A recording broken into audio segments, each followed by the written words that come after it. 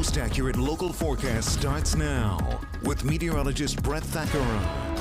Well, it's a wet morning out there, everybody. This is Hummelstown. You can get the sense, right? It's coming down at a pretty good clip. The roads are wet and everything just looks kind of bleak out there. This is the perfect way to put the cherry on top of what has been a gloomy week. Foggy, kind of chilly the last couple of days, and right now it's raining with temperatures in the mid-30s. I mean, that is as ugly as it gets, and you can see here some heavy rain, especially in places like Dauphin, Perry, Cumberland, northern Adams County, eastern Franklin County. So as we said, the rain basically the heaviest coming in overnight, and now it is going to push out of here during the morning commute. So it's not going to be a rainy day, but it will be a rainy early morning. Let's put it that way. And we can clearly see most of the region is under the gun here for that rain right now. Visibility remains low, not only because of the fog out there, but because of the rain. Right now below about 2 miles, just about everywhere. York's at 3 miles, Reidsville's at 4. But the rain is coming down, and it really started to push in within the last 2 hours here over the course of the region. It's kind of one big blob of rain. It's going to slide to the east, and then we'll be left with a few lingering showers. But I think this is all out of here by 9 a.m., maybe 10 a.m. if it lingers. But this is not going to be with us all day, just for the next few hours. And as I said, this is about as ugly as it gets. If it's going to be this cold with temperatures just above freezing, bring on some snow, I say. Cold rain is the worst. It just is ugly. 35 in York, 35 in Lancaster. We have mid-30s in Lebanon, Harrisburg, 36 in Chambersburg. It's rough. Here is Kinzers this morning. And again, that snowpack melding even from yesterday. Temperatures today are going to go up. I think it may take most of the day, but I think by late this afternoon into this evening, temperatures may be in the mid to even upper 40s, and especially for areas south and west of Harrisburg where we get some clearing today. But look at the temperature yesterday. No big jump, right? We started at 34, we ended up at 38. And it did not warm at all with the low clouds and the rain and the drizzle, the fog yesterday. So this whole thing lifting in now, it's from a larger frontal system that's actually producing some snow with some wraparound cold air here in Iowa and places like Wisconsin. But this storm system is exiting, and then we turn our attention to this little piece of energy here over the Four Corners region. That's going to be the storm for Sunday, and we'll talk more about that. So an additional 1/4 to a 1/2 inch of rain this morning. You factor in what we had yesterday, and again, about a 1/2 inch to 1 inch of rain. This was a good soaker, and it certainly contracted that snowpack even more. Watch the temperatures today. It's going to be a fun game to play because if you look at Chambersburg and areas to the southwest, they could be well into the 50s today. Meanwhile, Lebanon, areas to the north and east are going to struggle to get into the mid-40s. Harrisburg might get into the mid-40s today. I think it's possible if we can clear this crud out of here. Tonight we drop into the low to mid-30s, and then tomorrow's going to be a fun game to play too. Most of us should be mild in the mid to upper 40s before the next storm system would move in by Sunday. So by 9-10 a.m. it's out of here. Here comes the clearing. Most of us are still going to be socked in with clouds for the afternoon, but we're going to get clearing from southwest to the northeast, and some of us may not clear at all. I'm telling you, Lancaster and Lebanon counties may not see any clearing.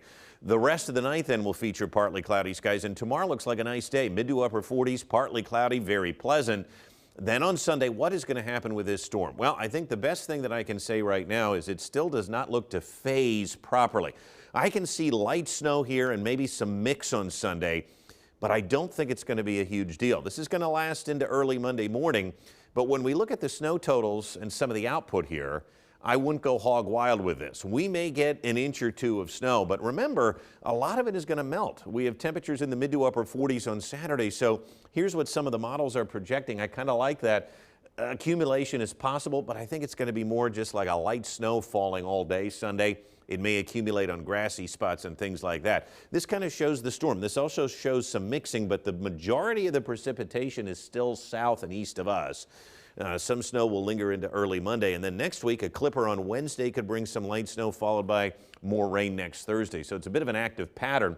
The next 10 days show you that drop in temperatures. It's going to get chilly Sunday, Monday, and Tuesday, but we go right back up, especially with Thursday's rain. We're going to be in the mid to upper 40s again, approaching 50 by the end of next week. So spring wants to get here, but it is still winter. That's where we're at in the calendar. 47, the rain will exit today, clearing west to east. 35 tonight, partly cloudy and breezy.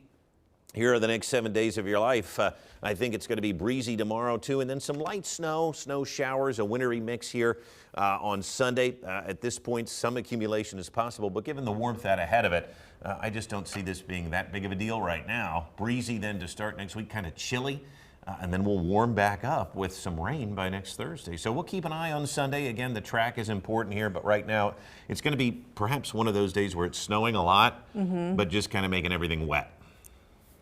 I'm okay with that. Yeah. All right, it's time for a preview of this week's Weather Wagers podcast. Yeah, Dan and I settle our football season wager with a big steak dinner. Plus, we talk about the busy forecast and the weekend coastal storm with snow potential. Check it out. The food has been prepared. We are ready to dig in. It looks fantastic, everybody. Well, and I have to say, I'm so impressed. And Chef, can you just kind of run through what we have plated here today? Yeah, absolutely. So in front of me here, we have our Pennsylvania Prime New York Strip, served with roasted haricot vert, Yukon Gold potatoes, and a Cabernet Reduction. In the middle there, we do have our filet mignon, served over, again, Yukon Gold potatoes, mashed with cream and butter this time, and our roasted carrots with a shallot red wine demi-glace. Sounds phenomenal. Yeah, awesome. Let's dig in. You know you're eating fresh vegetables. You know you're eating farm-to-table stuff. Yeah. It just tastes better. 100%. Not a bad size of a steak either. No. No, well, that's just Very hearty. They know what they're doing, right? And I usually stick with a filet when the few times I get it when I'm out, but I have to go strip. Yeah.